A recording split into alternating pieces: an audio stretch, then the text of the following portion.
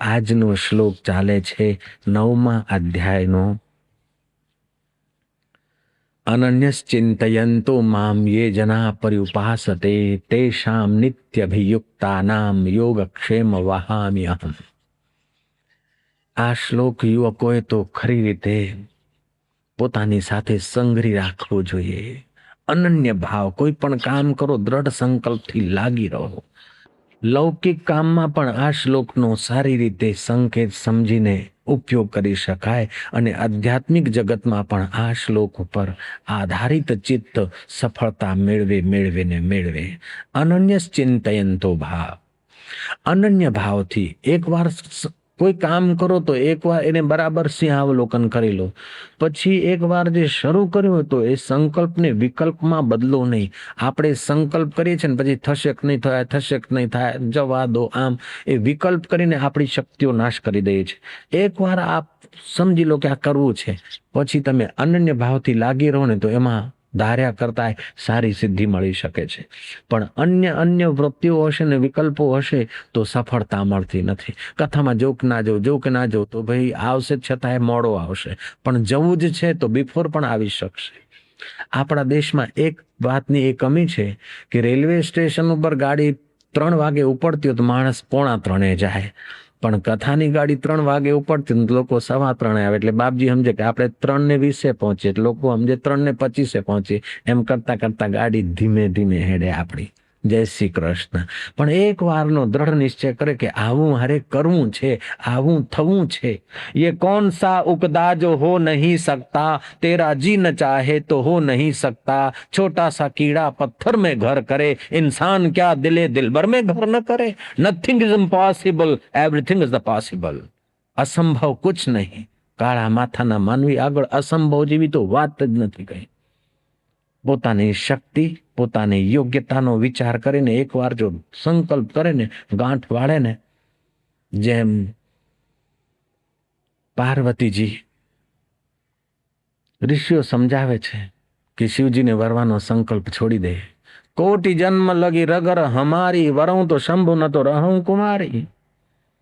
પર્વતીય દેશમાં રહેનાર એક સાધારણ માણસના ઘરે જન્મેલી દીકરી અને શંકર ભોળાનાથને પોતાના પતિ તરીકે વરવા છે. એમાં હજારો વિઘ્ન બાધાઓને પરીક્ષાઓ આવે છે, પણ પોતાનો સંકલ્પ એ પાછો ખેંચતી નથી. ભોળાનાથને પ્રગટ થવું જ પડે ને, જાય ક્યાં કાકા. જય શ્રી કૃષ્ણ. કોટી જન્મ લગી રગર હમારી, વરું તો શંભુ ન તો રહું કુમારી.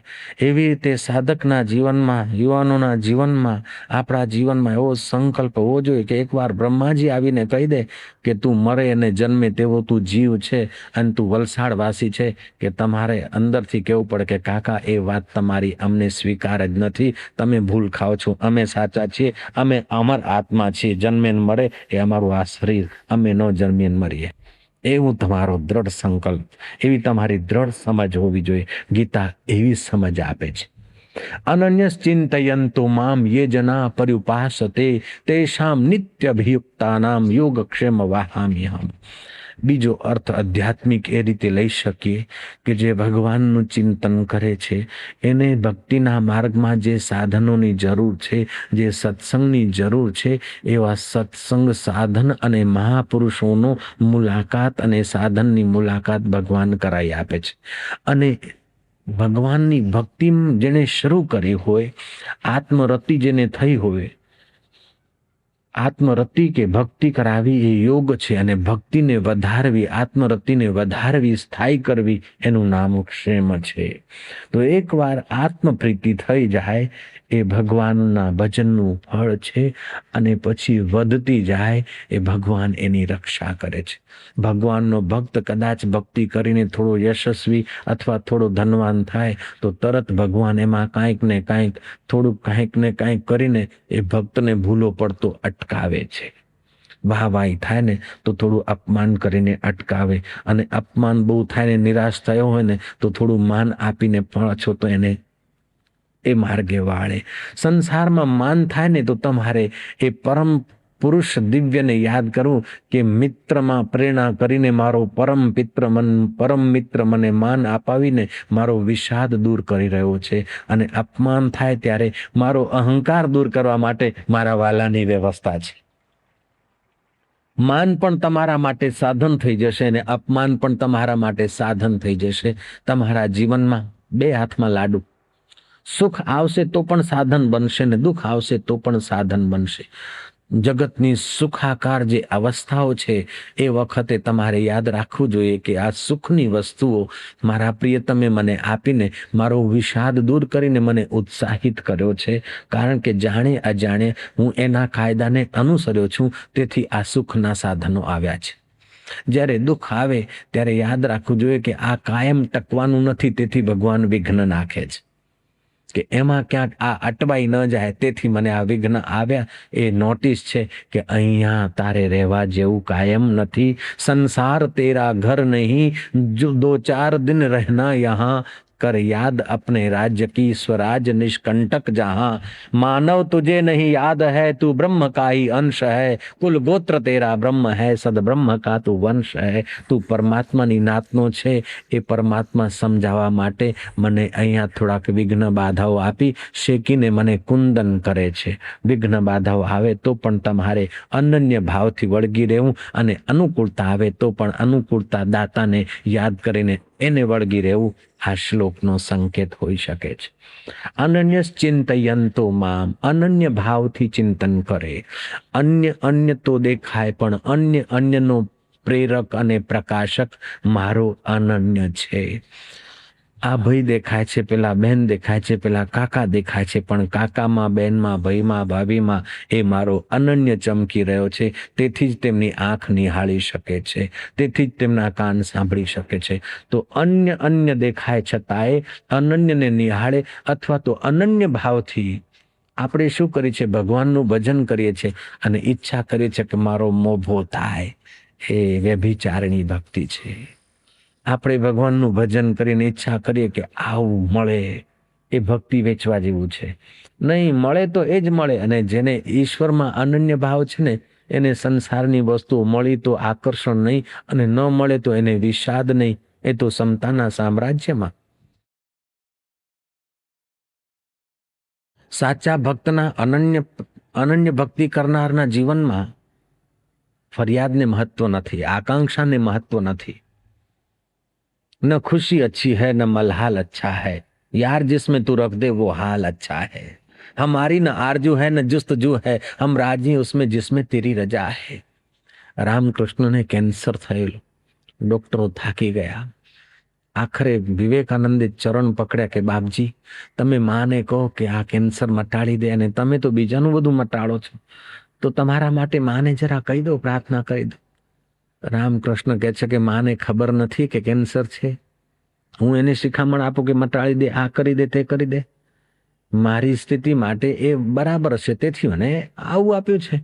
એમાં કહેવાની જરૂર શું છે? કગરવાની જરૂર શું છે? કગરવાનું તો તારી પ્રીતિ બની રહે. બાકી આ મટાડી દે, તે મટાડી દે, માં બધું જાણે છે, મારો ઈષ્ટ બધું જાણે છે, મારો પ્રભુ બધું જાણે છે. કેટલાક ભક્તો હોય છે ને, ભગવાનની ભક્તિ કરે ને કે ભગવાન મારું આટલું કામ થઈ જાય. જો મેનેજરના મનમાં તમે જઈને વસો, અથવા તો શેઠના મનમાં તમે વસો, શેઠ મેનેજરને કે અને મારું આવું કરી આપે. એવા ભક્તો એમ સમજે છે કે ભગવાનને અક્કલ જ નથી, એટલે મેનેજરને આવું કોણ, શેઠને આવું કોણ, મારું કામ આ રીતે કરું. આખું સજેશન ભગવાનને સંભળાવે. એવા 4th ક્લાસ ભક્તો છે. બીજાઓ છે 3rd ક્લાસ. ભગવાન તમે બધું જાણો છો, કેમે કરીને મારું કામ પાર પાડજો. પછી જજના મગજમાં બેસો કે વકીલને યુક્તિ આપો, પણ મારો કેસ અમુક કરજો. એ ભગવાન ઉપર છોડે તો છે, પણ થોડોક માર્ગ આપે છે, થોડી દિશા આપે છે કે જજના મનમાં બેસજો. બીજા 2nd ક્લાસ ભક્તો છે કે ભગવાન તમે તો બધું જાણો છો. છોકરો મોટો થયો છે, માનતો નથી, માનતો થાય. જે રીતે માને, તમે તો સર્વ હરતા કરતા હરી છો. અથવા છોડીના વિવાહ થઈ જાય, તમે બધું જાણો છો. અને 1st ક્લાસ ભક્ત કહે છે કે તમે બધું જાણો છો, મારે તમને કહેવાનું આના માટે ના હોય. મને તો એવું જ કહેવાનું હોય કે મારો હાથ પકડ્યો છે તો છોડતો નહીં મારા પ્રભુ, આમાં મને અટવાઈ જવા દેતો નહીં. એ ભગવાનના પહેલા નંબરના ભક્ત. પણ ભગવાન બધાને પોતાના માને છો પાછું. એ તો પહેલો ને બીજો ને ત્રીજો ને ચોથો આપણે કરીએ છીએ, કથાકાર નંબર આપે છે, એને નંબર નથી આપ્યો પાછો. જય શ્રી કૃષ્ણ.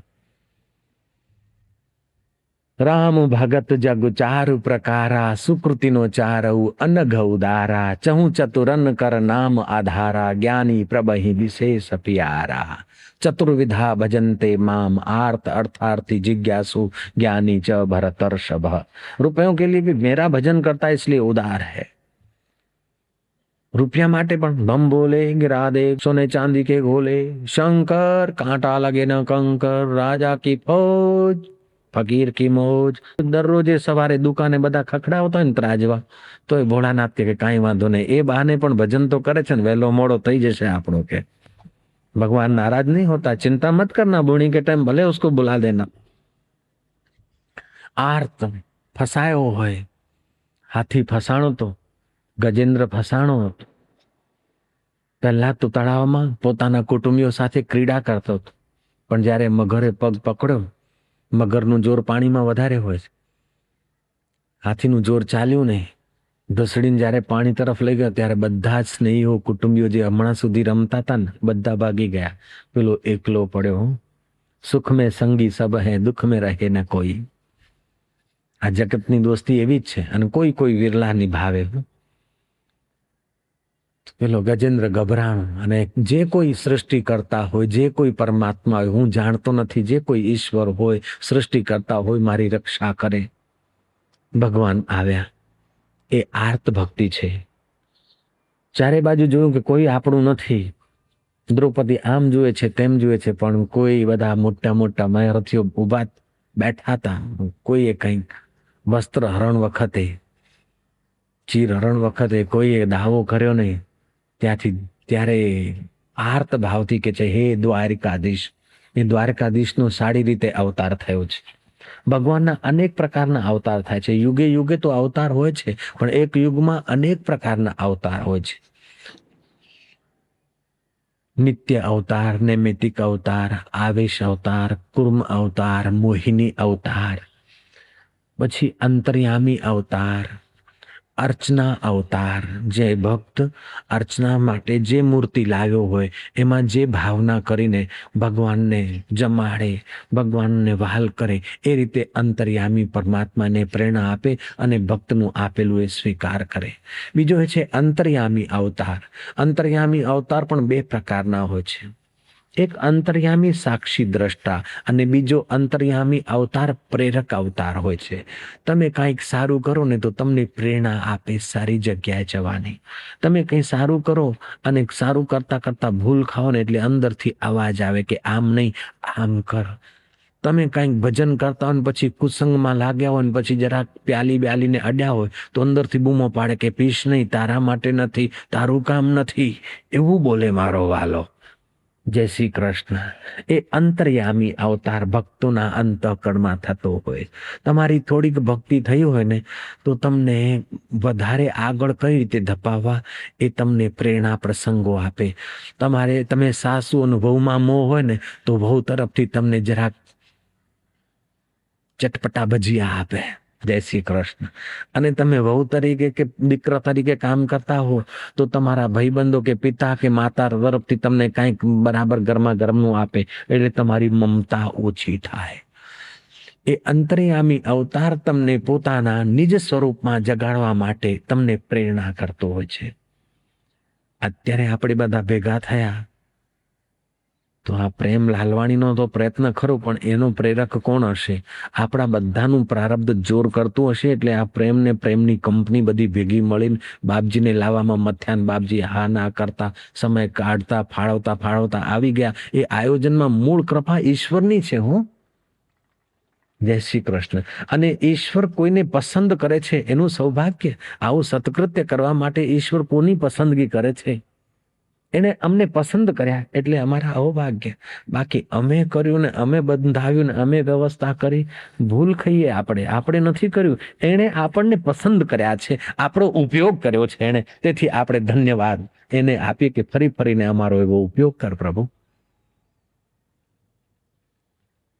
નહીં તો ક્યાં ધૂળમાં રમતો છોકરો, ખાંડની દુકાને ભાઈની સાથે બેસતો છોકરો, અહીં મંડપે બેહાડી દીધા ને 25,000 માણસ વચ્ચે ભાષણ કરવાનું। અમારા બાપ દાદાનો ધંધો નહીં, અમારા બાપ બી નહીં કરી શકતા હતા। અને ભણતર કેટલું ઈન મીન ને ત્રીજું ભણેલો છું, ચોથું તો મારો બાપે નહોતો ભણેલો. જય શ્રી કૃષ્ણ. છતાંય અંતર્યામી અવતારે જુદી જુદી સાધનાઓ કરાવી, જુદા જુદા અનુભવો કરાવ્યા અને તમારી સમક્ષ લાવીને મૂકી દીધો. એમાં મારું તે શું ઉમેરાયું? એની જ બધી કૃપા છે. ખરી રીતે હું સ્કૂલમાં ત્રણ ચોપડી જ ભણી શક્યો, ચોથી નહીં ભણી શક્યો. આપની આગળ બોલું છું, આ તો મેં કહ્યું એટલે તમે કહેતા હશો કે આ બાપજી ત્રીજું ભણેલા છે. બાકી ભલભલા એમ માને નહીં કે ત્રીજું ભણેલા છે મહારાજ. કારણ કે આપણા આશ્રમમાં પીએચડી ભણનાર વિદ્યાર્થીઓને હું ભણાવું છું. જય શ્રી કૃષ્ણ. ડબલ MA કરીને આવેલો સાધક, એને પીએચડી કરવાની હતી ને ગીતા ઉપર. પછી મારા સત્સંગમાં એને બેસવાનું અને પછી એને એવી પીએચડી કરી કે કાયમનો એ સાધક થઈ ગયો છે. અત્યારે જે પુસ્તકો છપાય છે એ જ લખે છે. જય શ્રી કૃષ્ણ. ગુરુ ત્રીજું ભણેલા અને શિષ્ય પીએચડી. કેવી લીલા છે! એની જ લીલા છે કે આપણી છે? અત્યારે આ ભાઈ જે વગાડે છે સાધક છે, શિષ્ય છે, આપણા MBBS છે ડોક્ટર. હું ત્રીજું ભણેલો, મારો શિષ્ય MBBS છે ને વગાડે છે, ઢોલક વગાડે છે, પેલું વગાડે છે. આ બધી એની વ્યવસ્થા નહીં કે આપણી વ્યવસ્થા છે. આપણે ધારીએ તો ના કરી શકીએ, પણ એના માટે ભ્રુકુટી વિલાસ સૃષ્ટિ લય હોય. એની ભ્રુકુટીના વિલાસ માત્રથી સૃષ્ટિની ઉત્પત્તિ સ્થિતિને પરલય થઈ શકે. એના માટે કોઈ અઘરું કામ નથી. તમે પોતાને એના તરફ છોડી દો એટલે પછી જુઓ તમારો કેવો ઘાટ પડે છે. પણ તમે થોડું પકડી રાખો છો ને એટલે મુસીબત થાય છે. તમે અનન્ય ભાવથી કે હું જેવો છું તારો છું, ભણેલો છું, અભણ છું, ડાયો છું, ગાંડો છું, લુચ્ચો છું, લોફર છું, બદમાશ છું કે સજ્જન છું, પણ છું તારો, તારો ને તારો. પછી જુઓ તમારો બેડો પાર કેવો થાય છે. દિવસમાં 2-5 વખત તો એ યાદ કરો. 2-5 વખત તો કહો કે ગમે તેવો છું તારો છું. મહાપુરુષોનો અનુભવ છે કે 1.5 પુણ્ય હોય છે ને 1.5 પાપ. બધું મળીને 1.5 પુણ્ય ને 1.5 પાપ. યજ્ઞ, દાન, પુણ્ય એ અડધું પુણ્ય છે, પણ હું ભગવાનનો છું, ભગવાન મારા છે એ આખું પુણ્ય છે. બીજા બધા પાપો એ અડધું પાપ છે, પણ હું સંસારનો છું, સંસારની વસ્તુઓ મારી છે એ આખું પાપ છે. લ્યો, હું ઈશ્વરનો છું એ પૂર્ણ પુણ્ય છે અને હું સંસારનો છું એ પૂર્ણ પાપ છે. કેટલું સહેલું છે. યજ્ઞ દાન તો બહિરંગ છે, પણ હું ભગવાનનો છું, ભગવાન મારા છે એ અંતરંગ ઉપાસના છે. હું ઈશ્વરનો, પ્રભુ હું તારો છું, તું મારો છે એ અંદરનો ભાવ છે. તેથી એ પૂર્ણ પુણ્ય છે. અને દાન પુણ્ય એ બહાર કરી છે અડધું પુણ્ય છે. અનન્યશ્ચિંતયંતો મામ. શ્રીધર સ્વામી થઈ ગયા. શ્રીધરી ટીકા, ગીતાની ટીકા, સુપ્રસિદ્ધ ટીકા. શ્રીધર સ્વામી એવું માને કે હું ભગવાનનો છું, ભગવાન મારા છે, આ શરીર પણ ભગવાને આપેલું છે, ભગવાનનું છે. એમણે અયાચક વ્રત લીધેલું, યાચના નહીં કરવાની, જેમ સુદામાનું હતું તે રીતે. ગીતાની ટીકા લખતા હતા. ટીકા લખતા લખતા, અનુવાદ કરતા કરતા આ શ્લોક ઉપર આવીને ઉભા રહ્યા. એમાં લખ્યું છે અનન્યશ્ચિંતયંતો મામ યે જના પર્યુપાસતે. અનન્ય ભાવથી જે મારી ઉપાસના કરે છે, तेषाम नित्यभियुक्तानाम योगक्षेम वहामि हम. जो लोग अनन्य भाव से मेरा चिंतन करते हुए मेरी उपासना करते हैं, उन नित्य युक्त पुरुषों का योगक्षेम मैं वहन करता हूं. वहन करता हूं એટલે ઉપાડું છું, એમનો બોજો હું ઉપાડું છું. શ્રીધર સ્વામીને ખટક્યું કે મારો પ્રભુ મજૂર થોડે છે કે બોજો ઉપાડે. પ્રભુ યુદ્ધના મેદાનમાં ઉતાવળથી આવું બોલી ગયા હશે. આઈ થાપ ખાધી છે મારા કનૈયાએ. જો ભક્તની ભૂલ ભગવાન કેવા સુધારે છે. ભક્તને થયું કે ભગવાને ભૂલ ખાધી છે. ગીતા કી સચ્ચાઈ કિતની તેજસ્વી है. ગીતાના એક એક શ્લોકમાં કેટલી સત્યતા છે. આ પ્રસંગને તમે ધ્યાનથી સાંભળજો. શ્રીધર સ્વામીને થયું કે ભગવાને યોગક્ષેમ વહામી જે લખ્યું છે એ વહામીની જગ્યાએ દદામી બોલવું જોઈતું હતું. વહન કરતા હું નહીં, મેં દેતા હું. बोझा उठाता हूं नहीं, भगवान मजदूर थोड़े हैं. વહન શબ્દ કાપી અને દદામી લખવા જતા હતા અને એની ટીકા કરવાનું શરૂ કરતા હતા. એમણે વ્યાખ્યાને થોડું મોર મળોટ આપીને ભગવાન વહન નહીં પણ દદામી, ભગવાનને દદામી કીધું હશે, કદાચ બીજી ભૂલ થઈ હશે, ગમે તે રીતે દદામી શબ્દ કાપી અને વહામી શબ્દ કાપીને દદામી લખ્યો એમને. પછી સમુદ્ર તટ ઉપર સ્નાન કરવા ગયા. એવામાં તો એક વાંકડિયા વાળવાળો 5-6 વર્ષનો સુકુમાર માથે ખીચડીનું પોટલું લઈને, ખીચડી એટલે ભાત અને દાળ મિક્સ, એ પોટલું લઈને મિસિસ શ્રીધર પાસે આવ્યો કે માજી ઉતરાવો. કે બેટા, આટલો નાનો બાળક આટલું બધું પોટલું લાવે છે, શું છે? કે તમારા ઘરમાં રાતે ખીચડી રાંધવાનું થઈ રહ્યું છે, ડબ્બો ખાલી છે, કાકી શું રાંધશો એટલે ઉપાડીને લાવ્યો છું. કે અરે રે કે બેટા, મને તો ખબર જ નહોતી, તું ક્યાંથી ઉપાડી લાવ્યો? કે હું ગમે ત્યાંથી ઉપાડી લાવું. તું કોણ છે? કે જે હું માને એ છું. તારો બાપ કોણ? કે મારો કોઈ બાપ નહીં, જેને થવું હોય તે થાય. એ માતાજીને લાગ્યું કે આ છોકરો આમ વાત કરીએ તો મજા આવે છે, પણ બોલે છે એવું કે સમજાતું જ નથી. કે તમે પોટલું તો ખાલી કરો. પેલું પોટલું જે ઘાસડી હતી નાનકડી કપડામાં બાંધેલી, એ ખાલી કરી તો ડબ્બો ભરાઈ ગયો.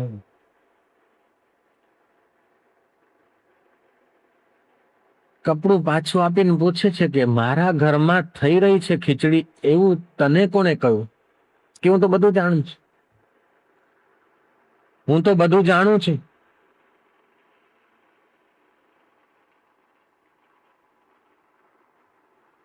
તું ક્યાંથી આવ્યો છે? કે હું તો બધે છું, જ્યાંથી દારૂ ત્યાંથી પ્રગટ થાઉં.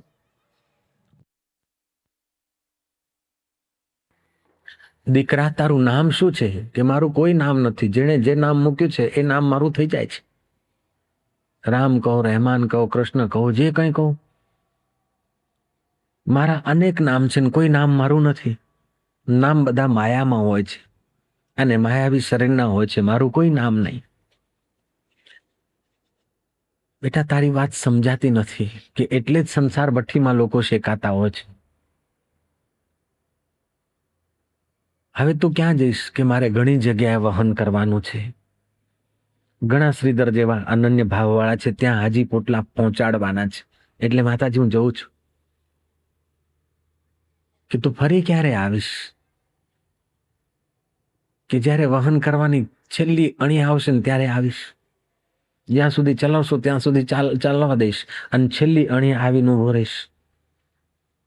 પણ તું આટલો નાનો બાળક, તારા મોઢે શું વાગ્યું છે? કે હમણાં શ્રીધર સ્વામી ગીતાની વ્યાખ્યા કરતા કરતા પછી નાહવા ગયા ને એ વખતે મારા મોઢા ઉપર ધોળ મારી છે, તેથી મારા દાંત અને હોઠમાંથી લોહી આવી રહ્યું છે. કે મારા પતિ તો સજ્જન છે, ભક્ત માણસ છે, અને તારા જેવા સુકુમારને મોઢા ઉપર માર માર્યો હોય? કે મોઢા ઉપર માર માર્યો ને પછી લેખીની નીચે મૂકી છે. એટલે ભાઈ તો આભી જ થઈ ગઈ. આ પ્રત્યક્ષ પ્રમાણ, અને પતિનો સ્વભાવ પણ એને બરાબર ખબર. જોતામાં એ બાળક અંતર્ધાન થઈ ગયું. એવામાં થોડી વારમાં શ્રીધર સ્વામી આવ્યા.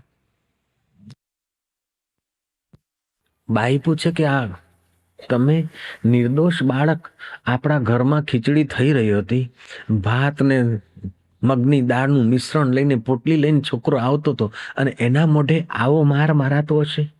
શ્રીધર સ્વામી કે છે તું ગાંડી તો નથી થઈ? કે ના, ખરું કહું છું. જો આ ડબ્બો ભરાઈ ગયો છે, એટલું બધું લાવ્યો છે, અને નાનો બાળક આટલું પોટલું ઉપાડીને આવ્યો અને એના મોઢા ઉપર તમે માર માર્યો. શ્રીધર સ્વામીને લાગે છે કે રે આ શું? 2 મિનિટ આંખ બંધ કરી એમને પછી સમજાઈ ગયું કે મેં ગીતાના એક શબ્દને લકીર મારી અને પોતાની કલ્પનાનો શબ્દ મૂકતો હતો. વહામીની જગ્યાએ દદામી મૂક્યું, એટલે ભગવાને મને સાવધાન કર્યો છે, મારા યોગક્ષેમની રક્ષા કરી છે, મારી સમજણની રક્ષા કરી છે. ભક્તિના માર્ગે રામકૃષ્ણ જાય છે ને તોતાપુરી ગુરુ મળે છે. તોતાપુરી ગુરુ કે છે મારી પાસેથી આત્મજ્ઞાન લઈ લો, તત્વજ્ઞાન સમજી લો, માની અનંત બ્રહ્માંડોમાં વ્યાપક જે સ્વરૂપ છે એનો સાક્ષાત્કાર કરી લો, માના વ્યવસ્થિત દર્શન કરો. એટલે રામકૃષ્ણ કહે છે કે હજી મારે તમારી પાસેથી જ્ઞાન લેવાનું બાકી છે? રામકૃષ્ણ કહે છે કે હા. તોતાપુરી કહે છે કે હા. કે બાપજી કૃપા કરીને આપ જશો ને, હું માતાને પૂછી આવું. માજીને પૂછવા ગયા, માતાજી પ્રગટ થયા. માતાજી કહે છે કે તોતાપુરી ગુરુને મેં મોકલ્યા છે, કારણ કે તું અનન્ય ભાવથી મારી પૂજા કરે છે, સેવા કરે છે, એટલે હવે તારો આગળ વધવાનો માર્ગ મારે જ શોધીને મૂકવો પડે. માં, તમારા ભજનનું ફળ શું? તમારા દર્શનનું ફળ શું? મારા હાથે તમે જમો છો એ સેવાનું ફળ શું? કે મારી સેવાનું ફળ, મારા ભજનનું ફળ, મારા દર્શનનું ફળ એ છે કે ઘેર બેઠા તોતાપુરી જેવા આત્મ સાક્ષાત્કારી પુરુષ આવ્યા છે અને તને આત્મજ્ઞાન આપવા માટે તૈયાર થયા છે. મમ દર્શન ફલ પરમ અનુપા, જીવ પાવી નિજ સહજ સ્વરૂપા. જીવ અનન્ય ભાવ નથી સેવતો ને, તેથી એ નબળો પડી જાય છે. એક ગમ્મતની કથા કહું. કોઈ આંબાવાડીમાં વાંદરાઓની ટુકડી પહોંચી. એક બે વાંદરું હોય ને એની કંપની હોય, એમાં એક બોસ હોય ને બીજા બધા એને અનુસરતા હોય છે. મેં બરાબર રિસર્ચ કરીને જાણ્યું છે. વાંદરાઓની ટુકડી ગઈ અને જેઠ અષાઢનો મહિનો, કેરીઓ થોડી પાકેલી, એ તો કુદાકૂદ કરીને કેરીઓનો ભંડારો શરૂ કરે. એવામાં તો જે કેરી રાખે ને એ માણસને ખબર પડ્યો આગળને ગમે તેને હોય હોય કરતો પથરા ઉપાડતો દોડતો આવ્યો, એટલે વાંદરાઓ તો ચૂપ ભાગ્યા. પણ એક એક કેરી મોઢામાં નાખીને 4 પગે દોડતા દોડતા ખેતરની પેલી બાજુ નદી કાંઠે જઈ પહોંચ્યા. કલ્પિત કથા હશે. એક ડાયું વાંદરું કે છે કે આટલી સરસ મજાની પાકેલી કેરી અને પેલા મુવાએ ખાવા ના દીધી, ત્યારે બીજું કે છે કે શું કરવા ખાવા દે? એમણે ગોટલીઓ વાઈ હોય, આંબા ઉછેર્યા હોય, તો એ શની ખાવા દે? ત્યારે ત્રીજું વાંદરું કે છે કે ગોટલીઓ વાવીએ તો આંબા થાય અને કેરી થાય. ત્યારે ચોથું ચટાક લઈને ચબરાક વાંદરું બોલ્યું કે ગોટલીએ વાવીએ તો આંબા થાય અને આંબા થાય તો કેરી આવે. તો કે આપણી પાસે તો ગોટલી છે, આપણે વાઈ દઈએ તો? પાંચમાએ કહ્યું કે ઓહો, તો પછી કોણ આપણને દોડાવે? આપણા ઘરના આંબા થાય ને ઘરની કેરીઓ થાય ને મજાથી ખાઈએ. બહુમતીએ ઠરાવ પાસ કર્યો. કેરી જે હતી ચૂસી લીધી ને એના ગોટલા જે છે ને નદીના બેટમાં રેતાળ જમીનમાં થોડું ખોદીને હાથથી આમ કરીને વાઈ દીધા. પછી 2 પગે ચાલીને ખોબો પાણીનો ઢોળી દીધો.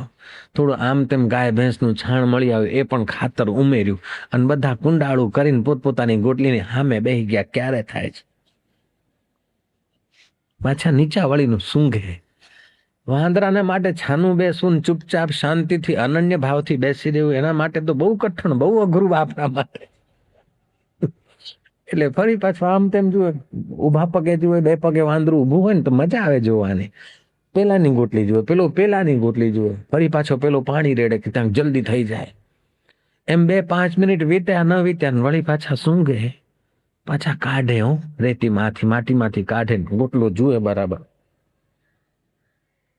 વળી પાછા વાવી નાખે ને પાછા બેસે. આમ ખંજવા, આમ ખંજવા, વળી પાછા જુએ. એવું ચાલે. પેલાનું જોઈએ, પેલાનું. કુંડાળામાં બધા વાવીને ગોટલાની બાજુ બેસી ગયા. ક્યારે આંબો ફૂટે ને કેરી થાય ને અમે ખાઈએ કે એમ કરતા કરતા માંડ 15 મિનિટ કે 20 મિનિટ વીતી હશે. એટલે પેલા મુખ્યાન થયું કે ગોટલામાંથી જો આંબો થતો હોય તો આપણે આટલા બધા ગોટલા વાયા છે, આંબો થવો જોઈએ ને, એક કે આંબો નથી ફૂટ્યો.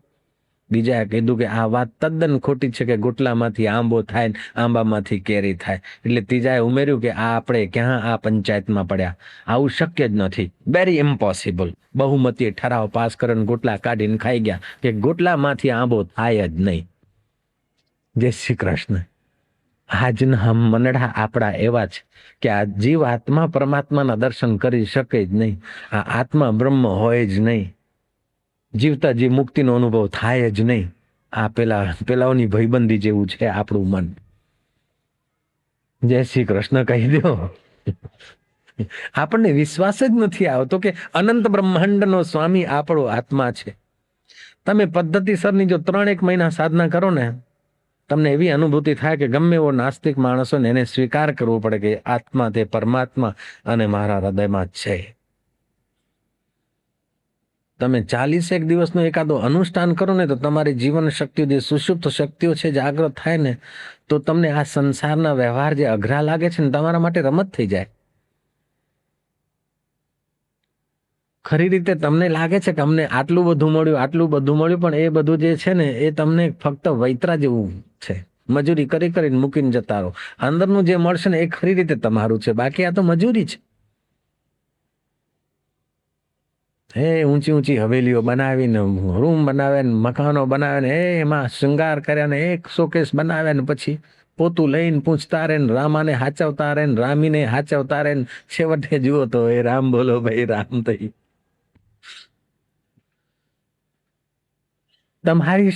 તમારો સમય અને શક્તિ આલિશાન મકાન બંગલા બાંધવામાં વેડફશો નહીં. તમારો સમય અને શક્તિ ફર્નિચર સજાવવામાં અને દેખાડવામાં ખર્ચશો નહીં, પણ તમારા હૈયાને સજાવી અને હરીને દેખવાનો પ્રયત્ન કરો તો બેડો પાર થઈ જાય. પેલાને આવો બંગલો છે તો આપણે આવી ડિઝાઇન બનાવીને, પેલીને આવી સાડી છે તો આપણે આવી લાવી દઈને, પેલાને આવા ઘરેણા છે તો આપણે આવા પહેરી દઈએ. પછી શું?